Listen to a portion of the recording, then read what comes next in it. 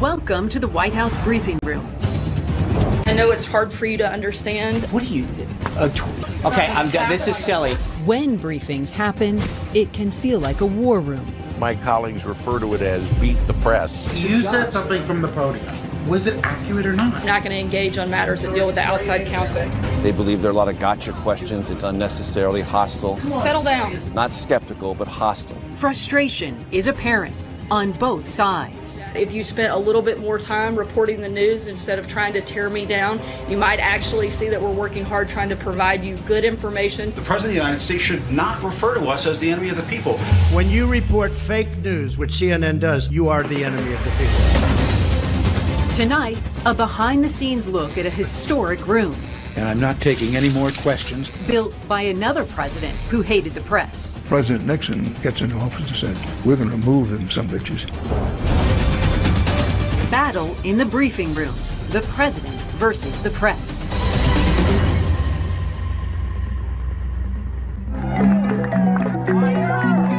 On Pennsylvania Avenue, past the posing and the protests,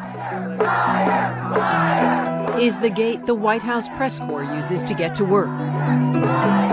Down a short driveway, past the green tents where TV reporters do live shots. When you come through the gates of the White House, it doesn't take you very long to walk right into the West Wing. That regal portico is the gateway to the Oval Office, the office of the President of the United States. The man who constantly attacks World's most dishonest people. And tries to undermine the mainstream media. I called the fake news the enemy of the people. About 75 feet to the left is the door where the journalists he calls enemies enter the White House. The entrance leads directly into the briefing room, site of the much-watched, And I'm trying to answer it, Major. much talked about We love you. daily briefings. Frankly, I think my credibility is probably higher than the media's. Actually, the briefings are no longer daily, but we're getting ahead of ourselves. All right. Never gets boring. What is it about these White House press briefings that has become must-see TV for people? To me, two words: Sean Spicer. CNN's chief White House correspondent Jim Acosta says it started on Spicer's first full day. Thank you guys for coming. There's no other way to describe it. When he came out that day, the day after the inauguration, and went after us about the crowd size, Some members of the media were engaged in deliberately false reporting. he basically turned those briefings into must-see TV. This was the largest audience to ever witness an inauguration, period. Longtime White House correspondents were stunned. It was a bit hard to keep my sense of balance, even though I was sitting. That day signaled to me that this would be a completely different orientation to communication, to facts. Thank you guys for being here tonight. I will see you on Monday. It was a head shaker. Former press secretaries say it was the day Spicer sacrificed his credibility. To call a special briefing, and the first thing you go out there and do is attack the press for the coverage that was accurate. And right off the bat, you have a credibility problem. About that day, Spicer now says, if I could have a do-over, I would take it. But the tone was set. Phil, this is like the fourth time I've asked an answer. No, but this is a different context. And it was combative. Thank you. You've asked the question now 8 times. Why are you asking why he didn't do it when I literally stood here and did it? What are you... okay, I'm done. This is silly. Okay, next. Millions began watching. You also tend to overlook all of the other sources because I know you want to cherry pick it. And Spicer often beat some long-running soap operas in the ratings. You're minimizing the point here, Jim. It's not about one tweet. In the Trump White House, facts mattered less than the story they were trying to tell. I think there's been studies. There was one that came out of Pew in 2008 that showed 14% of people who voted were non-citizens. That's not factual. And sometimes it wasn't civil either. You got Russia, you got wiretap, and you got... No, we don't have that. You've got Russia. If the president puts Russian salad dressing on his salad tonight, somehow that's a Russian connection. But I asked a simple question. No, simple answer required. You're shaking your head. No, but you want to talk about Russian salad dressing. And I thought that was trite. You know what? You're asking me a question, and I'm going to answer it, which is the president. I'm sorry. Please stop shaking your head again. There's a level of respect we're supposed to have for each other. If respect was out the window, so were the rules of engagement. The press secretary conducts business has been governed not by law, but by tradition and convention.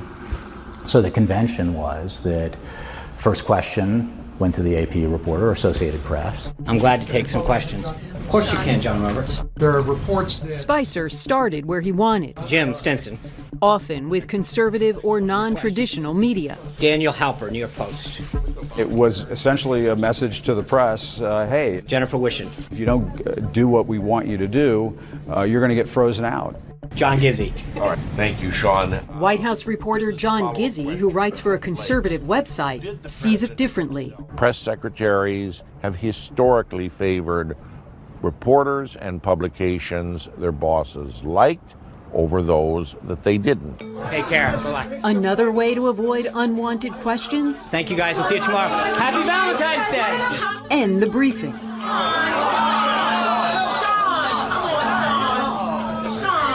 where'd Sean go? Until Spicer, the senior wire reporter, ended the briefings. Mike McCurry was President Clinton's press secretary. I would stay out there until one of the correspondents said, "Thank you, Mike." Thank you. Thank you, Helen. This is CNN Breaking News. The White House press secretary Sean Spicer has resigned. Spicer lasted 6 months, resigning after President Trump appointed businessman Anthony Scaramucci communications director. I love the president, and I'm very, very loyal to the president. Scaramucci lasted 10 days. Thank you. Fired following a foul-mouthed interview. In came Sarah Sanders. Good afternoon. She's combative as well, but just a little sweeter about it. Have to keep it to one question today? Yes, sir. All right. Even you, John. Not always. I know it's hard for you to understand, even short sentences, I guess, but and please don't take my words out of context. What are President Trump's flaws? Probably that he has to deal with you guys on a daily basis. What the administration wanted you to believe was still more important than fact. The president still strongly feels that there was a large amount of voter fraud. There's never been any evidence of widespread fraud. What about Sarah Sanders? Is she 100% accurate? She's 100% reflective of what the president wants her to say. Let's put it that way. Look, I think the president, as he has said many times before, has been tougher on Russia than anybody. I think they say things that maybe they know are not quite right, but they're trying to paint a picture or a narrative that fits with what the president believes. What color is the sky in the president's world? And I think the president probably does believe some things even when they're just absolutely wrong. So what are you supposed to do? You know, you can't go out there and say, well, the president's full of it. We wanted to ask Sarah Sanders about her answers from the podium, but our requests weren't answered. She did speak with CNN in June. What I think is important to remember is that you guys get to ask the questions, but you can't always complain about the answers. You constantly ask the same question over and over and over again and expect different answers. Ahead, what is it about the television coverage of you that has so aroused your anger? How the briefing room came to be. President Nixon gets into office and said, "We're going to move them some bitches so far away from here."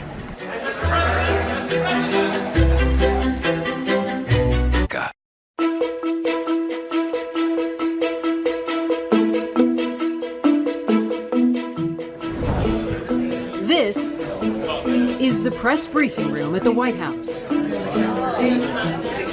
It's part workspace. Hey, Cleo, is the mic up? Part live studio. I hear you loud and clear. Part briefing room. Good afternoon. Thanks for your patience. The room where President Reagan faced questions about the Iran-Contra affair. Hold it. Did you make a mistake in sending arms to Tehran, sir? No, and I'm not taking any more questions. The room where President Obama mourned first graders killed in their classrooms. Beautiful little kids between the ages of 5 and 10 years old. And it's where George Bush, 43, defended his decision to invade Iraq. Why did you really want to go to war? You know, I didn't want war. To assume I wanted war is just flat wrong, Helen. President Trump has yet to answer questions from the podium, which means Sarah Sanders fields the questions about credibility, her credibility. Good afternoon. Every official that speaks for this White House gets questions about their credibility because there have just been a number of statements that have been said at the top from the president himself that have just been simply not true. Do you want to correct the record on your statement from August? In August of 2017, Sanders said the president did not dictate Don Jr.'s statement about the 2016 Trump Tower meeting with Russians. He weighed in, offered suggestion like any father would do. 10 months later, it became clear he did dictate his son's statement. But Sanders went silent on the topic. I'm not going to comment on the outside counsel. Not the outside counsel. You said something from the podium. Was it accurate or not? I'm not going to engage on matters that deal with the outside counsel. Why should we be able to trust that the information we're getting from this administration is accurate? I think that if you spent a little bit more time reporting the news instead of trying to tear me down, you might actually see that we're working hard trying to provide you good information. In the past, being perceived as credible was a priority for a press secretary. President Ford's first press secretary, Jerry Terhorst, believed credibility was so central to his position, he resigned when he thought he lost it. Within the first 90 days, President Ford stunned the country, stunned the world by pardoning Richard Nixon. And Jerry Terhorst had not been part of the circle of people who thought about it and went out to announce it to the world. And he felt, I've been so badly undercut by not being part of the team of the inner circle. People will no longer think I'm credible, and he resigned over principle. David Gergen worked in the Ford administration and says Terhorst aspired to be like a man named Jim Hagerty, President Eisenhower's press secretary. Hagerty said, my job as press secretary is to help you get the news, to have the president held accountable through the press. Increasingly, it's become a political arm of the White House. One even could say it's become a propaganda arm of the White House. Gergen is talking about spin, something he and others did for President Reagan. We worked very, very hard to convince people that our version of the truth was the right version, or at least was a credible version of the truth. How would you define the difference between a spin and a lie? I think a lie is a story that's contrary to the truth. I think spin is an effort to draw on parts of the truth. It's more like a piece of advocacy. Thanks for being here for your daily briefing. You don't have to lie, ever. You simply say, I can't answer that question, or I don't know. I always had a glass of water on the podium. And so if I got a tough question and I really needed to think of it, I would, stop to take a drink of water. The goal of all this is not just to be truthful, but to be truthful and supportive of their president's agenda. America is safer because of the action we took. That, says the former press secretaries we spoke to, takes hours of preparation. I'd get up early in the morning and listen to the BBC and then listen to other radio broadcasts, then read a whole bunch of newspapers. By the time I come into the office, I probably have a pretty good sense of what's going to be coming up at the briefing that day. And I would mentally start figuring out what all the questions were. I would start talking to myself in the shower. And I'm starting to talk to the president, other members of the senior staff to say, hey, I might need more information. Problem is, in this administration, the president may not be ready to share that information. We are fully cooperating with the Office of the Special Counsel, which can make Sarah Sanders' job difficult. She's getting questions about her credibility because the president often doesn't tell them what he's going to do because he wants to be the person that controls the information. Good afternoon. I think it's a very difficult dance to be the press secretary in this White House. Perhaps the biggest reason is that Donald Trump really sees himself as his own press secretary. President Trump may be the first president to try to act as his own press secretary, but his administration is not the first to have friction with the press corps. I've been here since Kennedy, and that door those steps have never been blocked to us. This door, which leads to the White House press shop, triggered a lot of friction at the beginning of the Clinton administration. And the press secretary's office has never been off limits. I remember coming in and seeing Helen Thomas from UPI standing on the, at that door, banging her fist on, "Let us in!" Photographer Douglas Mills is with the New York Times. And I was like, "What is going on, Helen?" She goes, "They've locked us out. Damn it, they've locked us out." It was a tough time. The door stayed locked for months. And I'm deeply honored by this. Until David Gergen joined the Clinton administration. So I went to the Clintons and said, "Can we open the door, please?" And they said, "Yeah, let's open it." And it was seen as a symbol of, we're going to have a new day. And we began inviting reporters for dinner. They needed to spend time with the press and begin to understand that they're professionals too, and gradually healed itself. So can the relationship between this White House press operation and its press corps be healed?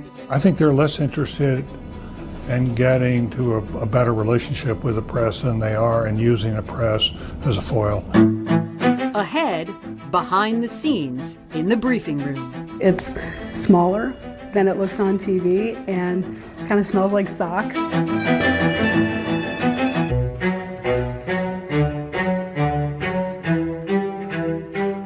This is where it all happens. I see why everybody says it looks so much smaller in person. The press briefing room at the White House is 48 feet long by 20 feet wide, about the size of a large classroom. It's a special place, but it's smaller than it looks on TV and kind of smells like socks, and there's empty Sprite bottles on the floor, and yeah. There are just 49 seats, 7 rows of 7 seats. They are assigned. The organizations who invest the most in White House coverage and have the largest audiences are up front. This is the CNN seat. This is, you can see the little plaque there on the bottom. So nobody here at the White House has peeled that off yet, thank goodness. If you don't have an assigned seat, you'll stand. Where does that go? That goes to lower press, which is an office of the deputy press secretaries. And then there's a hallway that goes up to what we call upper press, which is where the press secretary sits. In the back of the briefing room, you open this and you find every single drop that we have in the White House. A drop is essentially the ability to plug in a camera at a given location and feed what it shows, either live or recorded. And this is where we control all these drops. Up above, the photographers have tucked away memories from the road. Some of the highlights are Donald Trump rubber duck, bobbleheads from campaigns, trinkets. Douglas Mills made an interesting discovery back here during his early days at the White House. I noticed there was a hatch, and I said to a couple of the other cameramen, I was like, "Hey, what's down here?" And I started climbing down and hit a light on. There was a switch, hit the light on, and the light, I was like, "Oh my gosh, this is a swimming pool." You heard him correctly. There wasn't a briefing room here in 1969. When President Richard Nixon moved into the White House, this space was a swimming pool. There was no briefing room. If you had a White House press pass, you were allowed to go to the West Wing. Before he anchored the evening news, Dan Rather covered the Johnson and Nixon administrations for CBS. So tell me about the briefings during the Johnson administration. Where were they conducted? Well, sometimes they were conducted in the press secretary's office. And sometimes the president did the briefings himself. It was not unusual, if you were a regular White House correspondent, to some days be in the Oval Office 5, 6, 7, 8 times a day. The President Johnson, you stand around the Oval desk, you're just in a normal tone of voice. Say, Mr. President, I'd like to ask you about this. Back then, White House reporters were located in the office that now belongs to the National Security Advisor. It's very close to the Oval. And when the reporters weren't busy, they gathered in the lobby near the entrance to the West Wing. Sam Donaldson covered Watergate and later the White House for ABC. Before Nixon, the press saw many, if not all, the visitors to the Oval Office. Richard Nixon didn't want that. He hated the press. Felt they'd mistreated him during the '60 campaign. When Nixon lost to John Kennedy. So President Nixon gets in office and said, we're going to move them some bitches. The scheme was, put them over in the executive office building. Across the street. Every news organization in the country has said, you know, this is ridiculous. And so somebody on the Nixon staff came up with what, for President Nixon, was a brilliant idea. Among the people President Nixon couldn't stand was President John Kennedy. The White House swimming pool was identified somewhat with President Kennedy because President Kennedy had a bad back and he liked to swim a lot. So the advice of President Nixon was, look, we can board over the swimming pool and put this press room there. It'll still be in the White House. It'll be out of the West Wing. But Mr. President, get the picture here. We're going to board over Jack Kennedy's swimming pool. And that's how the present briefing room came to be.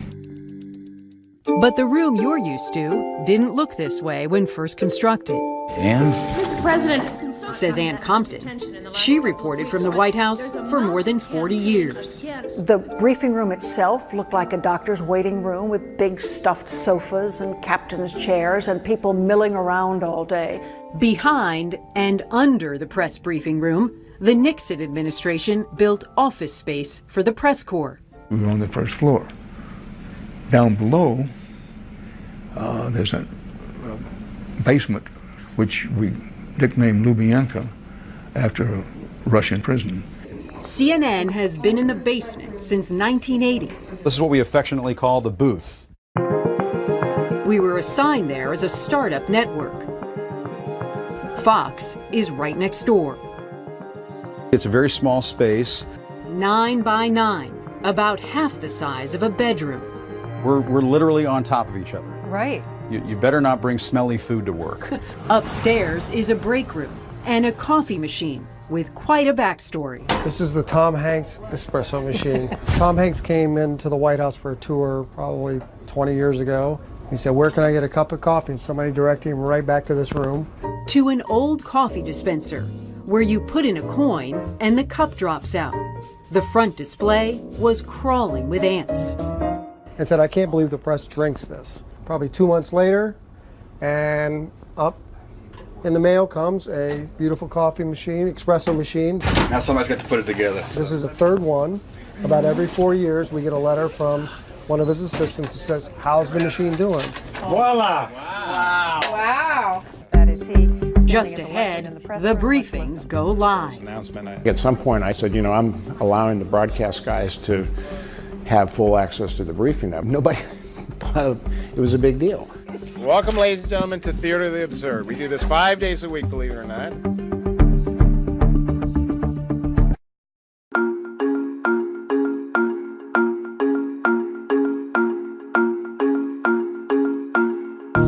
Morning. Mornings are interesting. Home sweet home. The president's still tweeting about it today. He starts tweeting about 5:30, 6, sometimes 6:30. Long before the internet reshaped the way the White House press corps did its job, television reshaped the briefing room. Nothing has transformed White House coverage as much as the advent of 24-hour-a-day cable news. He could walk down here and tell us very easily. It's a very few steps from the Oval Office to here. In the 60s and 70s, print reporters ruled the roost. In 1980, CNN was born. Television reporters at the White House were on the rise, and they needed good pictures and sound. I'll be covering the president and his advisors as they have never been covered before. The media-savvy Reagan administration understood that and remodeled the briefing room to help create better pictures. The old doctor's waiting room look gave way to theater seating. Quality studio lighting, better microphones. There were also now lots of cables, which allowed TV to go live when needed, which was often. We became a deadline every minute. Ladies and gentlemen, the President of the United States. All this meant when Reagan came into the briefing room, the networks could easily take him live. Has Reagan damaged your reputation, Mr. President? I was worried about his. Anything you want to say to him? Which advisors like David Gergen sometimes thought was too much of a good thing. Reagan was under a lot of pressure to come out and give a press briefing. We wanted to get the news out, but we didn't want him out there for an hour taking questions. Enter David Gergen and Nancy Reagan with cake. Again, when we got past the requisite 15 minutes, we opened the door widely and had this great big birthday cake. Birthday to you. And then he shared the cake, he shared the ice cream. Press briefing was over. You'll understand we won't sell out for a piece of cake. No deals. Oh, you sold out for less than that. It was David Gergen who took the briefing room podium first. Good afternoon. On one of the darkest days there, the day Ronald Reagan was shot. His condition is stable. A decision is now being made whether or not to operate. And Gergen was present that day when Secretary of State Alexander Haig made an infamous briefing room blunder. As of now, I am in control here in the White House. He said, well, I'm in charge here, as if the Constitution put him like next in line, which was not true. It became an albatross for Al Haig. When he ran for president, it's what did him in. It was a rough day in the briefing room. In addition to the president, the man who ran the room, Press Secretary James Brady, was badly wounded. Vice President landed at Andrews at 6:30. Ordinary daily briefings were still not live. We are waiting for the United Nations. That all changed during President Clinton's second term.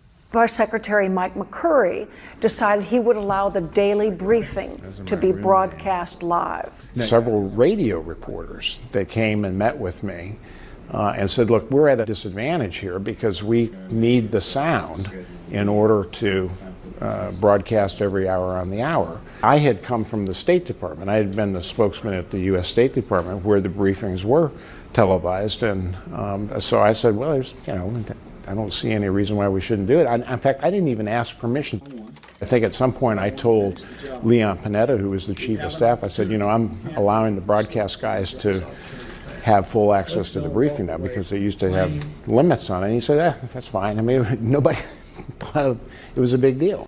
Until there was a sex scandal. Would it be improper for the President of the United States to have had a sexual relationship with this woman? Mike McCurry has apologized to every one of his successors for being the press secretary who agreed to allow the entire briefing to be filmed. What's your next move? My next move is to get off this podium as quick as possible. It laid the groundwork for what we have today, forever changing the questions. We started seeing repetition of people asking the same question because they wanted to be on camera asking the question for purposes of their own network broadcast. What do you mean by an improper relationship? I'm not going to parse the statement. You all got the statement I made earlier, and it speaks for itself. One more stab at this. So, why are these allegations outrageous? Changing the answers. You've tried now, I think, a dozen different ways to get me to amplify on this statement. I'm clearly not going to do it. The press secretary, the briefer, now knowing that they were on television, far more careful from the standpoint of not going beyond the guidance. I'm not leaving any impression, David, and don't twist my words. I know. And changing the main purpose of the briefing, I reviewed it with him. which was to provide information. That's because televised briefings are viewed by a much larger audience. Does the president have anything to say to Monica Lewinsky? In that environment, then the pressure increases to use the briefing for more than just information, but use it as an opportunity to persuade. In 2000, the press room was officially named after Press Secretary James Brady, who never returned to the podium. By 2007, there was a major renovation of the room and surrounding press space. Welcome back to the West Wing. We missed you. Sort of. New cables and servers laid the groundwork for the next technological wave to change the briefing room. The internet. They were tucked away, tucked below, actually. Remember the swimming pool? This is the way down. What you're looking at here are the actual tiles of the swimming pool. So They've been autographed over the years by some famous and not so famous visitors. This is Bono here. See the glasses with the nose? And then I signed my name right next to his. Should I sign near you and Bono? I'm on it, it's official. And here he is. Ahead, presidents in the briefing room.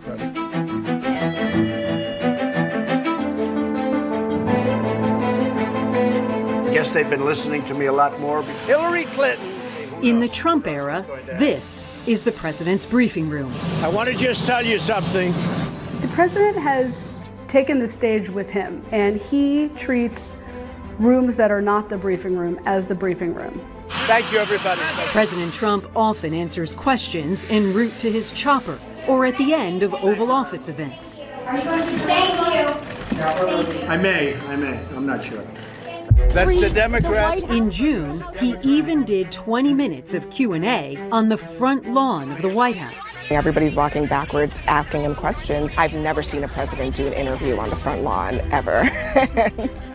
Of course, President Trump's favorite place to brief? The president, every morning, has his own daily briefing with no one there on Twitter. Mr. Trump has only been in the real briefing room once. The first time I've ever done this is the first time I've done it. I've done it for you. But he didn't take any questions.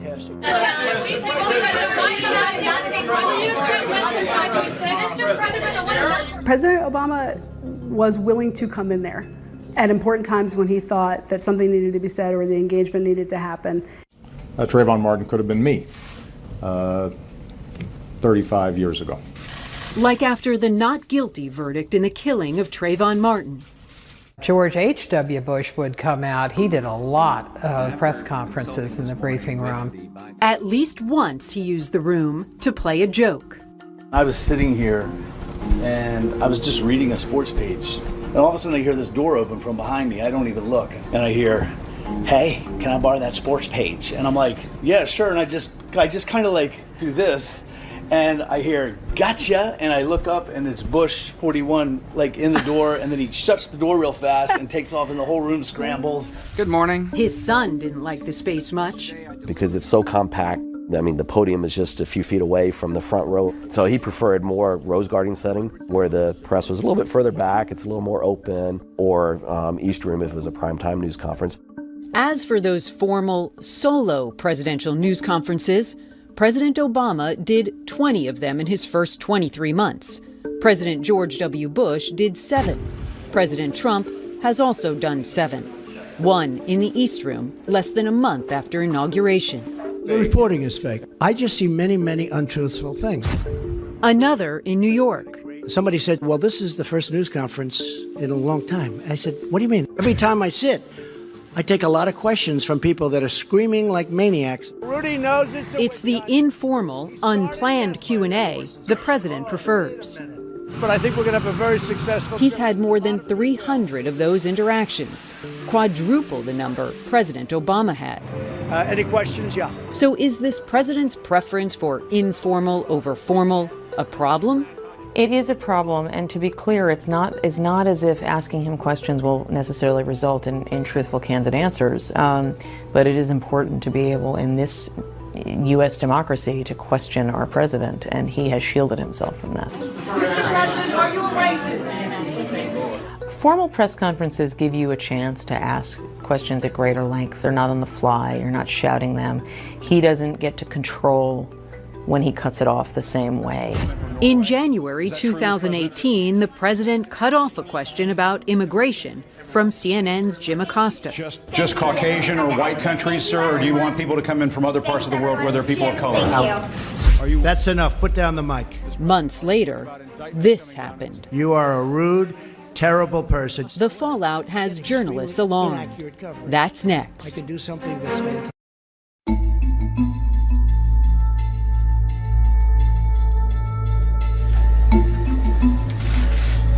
Three days before Sean Spicer took the briefing room podium and attempted to alter facts, this was the largest audience to ever witness an inauguration, period. President Obama used the same room to remind reporters about their obligation to dig for them. You're supposed to ask me tough questions and make sure that we are accountable to the people who sent us here. It was almost like a parting lesson about the importance of the Fourth Estate, the importance of the First Amendment. The right to free speech and a free press. The enemy of the people, I call him. I'm trying to answer your question. In the briefing room in August, Jim Acosta made an issue of the words the president uses to try to undermine the free press. The President of the United States should not refer to us as the enemy of the people. And all I'm asking you to do, Sarah, is to acknowledge that right now and right here. I appreciate your passion. I share it. I've addressed this question. I've addressed my personal feelings. I'm here to speak on behalf of the president. He's made his comments clear. That phrase, the enemy of the people, has historic roots going back to the French Revolution. It led to a lot of violence. The White House closed out the month of July without holding a briefing for reporters today. That means the White House. And if you have open rallies in communities where there are a lot of guns, like the ones the president and his press corps attend regularly, and you get people all whipped up, you do not know what's going to happen next. They're saying things like CNN sucks, go home, and fake news. 3 months later, the White House pulled Acosta's press pass, barring him indefinitely from the briefing room. I am now giving my hard pass to the Secret Service. It came hours after this. I think you should let me run the country, you run CNN, All right. and if you did it well, your ratings would be much better. If I may ask one other question, Mr. President, if I may ask Peter, one go other ahead. question, are you worried? That's enough. That's enough. Mr. President, I was That's going enough. to ask one of the other folks. That's enough. Pardon me, ma'am. Sarah Sanders tweeted, President Trump believes in a free press and expects and welcomes tough questions of him and his administration. We will, however, never tolerate a reporter placing his hands on a young woman just trying to do her job. I was trying to hang on to the microphones. I didn't put my hands on her or touch her, as they're alleging. After CNN filed a lawsuit, a federal judge ruled in CNN's favor. Let's go back to work. Acosta's access to the White House was restored, and CNN dropped the lawsuit. Something similar but less severe happened during the summer. Tell us precisely what happened, because it's very, very worrisome. CNN's Caitlin Collins was banned from a Rose Garden event. Thank you all Mr. very President. much. For asking the president questions following an Oval Office event. Mr. President, are you worried about what Michael Cohen is going to say to prosecutors? We're done. Let's go. They thought the questions that I posed to President Trump were inappropriate for that venue. Thank you, everybody. I told them that is often our only chance to ask the president questions. Those questions were questions any reporter would have asked. Thank you. Sanders issued a statement saying Collins shouted questions Worried about what is on the other tapes. and refused to leave. Let's go. Come on, guys. Thank you very much. To be clear, we support a free press, wrote Sanders. Another example of trying to control the White House press corps are the actual White House briefings. Audio check, 1, 2, 3. The White House holding its first on-camera briefing in 19 days. Over June, July, and August of 2018, there were a total of 13 briefings. September through December, Good afternoon. there were just 5. Remember, these used to be daily, and they're getting shorter too. At the beginning of the Trump administration, the average briefing was 43 minutes. During the summer, Sanders' solo briefings averaged 20 minutes. They're shorter because they don't prepare for them as well, because they don't view them as the place through which the White House actually communicates. And you guys want to create a narrative that just doesn't exist. Hey, guys. And they also just feel that the briefings are needlessly contentious. John Gizzi. Yeah, thank you, Sarah. John Gizzi of conservative Newsmax sees it a little differently. When things get a little too tense sometimes, when there's too much shouting, That it's about, I let you rudely interrupt me. that one wants to go on and do other things. The briefing has become more of a show than an outlet of information for the media. In May, Sean Spicer suggested the daily briefings were no longer worth the administration's time. The time and effort that it takes to get that briefing going and what you get on the outside, in return, is not worth it anymore. An appalling argument to White House reporters, past and present. It is the only time that our government stands up there and is even partly held accountable. You need to take questions. Some people have suggested they're just a waste of time now. There's no substance to them. No, you should just get rid of the daily briefing. No, don't give up. Don't give up. When reporters, people in the press know anything, it's that you don't give up. Quiescence, complacency is the enemy of the truth. We wanted to talk with the Trump press office about the future of the briefings, but they didn't answer any of our multiple requests. Sarah Sanders did discuss the infrequency of the briefings with Fox News in late September. I always think if you can hear directly from the president and the press has the chance to ask the president of the United States questions directly, that's infinitely better than talking to me. In the lead up to the election, the president did more interviews than usual. We keep hearing that the White House is in chaos. It's wrong. It's so false. And answered many informal reporter questions. This is one of the most important elections. I think we're going to do well with the House. I would call in the military and I would seal off the border. Do you worry that this is the new normal, that future administrations will handle the press the same way that the Trump administration has? The press has evolved with every president, from the fireside chat to Twitter now. So who knows what the next president will use to communicate things. But I hope the briefing room remains, because it is that one chance where you can ask questions about your government. Denials that have been coming in. The real danger of what comes after. And if we establish a new norm, that truth plays second to politics, that the press briefing room is being weaponized against your opponents, I think that's going to weaken one of the basic foundations of our democracy.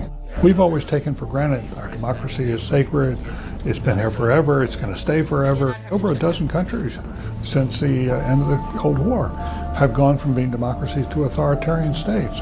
We're not there yet, but if we let these sacred traditions slip away from us, it's going to be very, very hard to rebuild. Thanks, guys. And you thought it was just a room. Sarah, that's the third briefing you've not taken a question from CNN. Do you expect the Justice Department to enforce all subpoenas?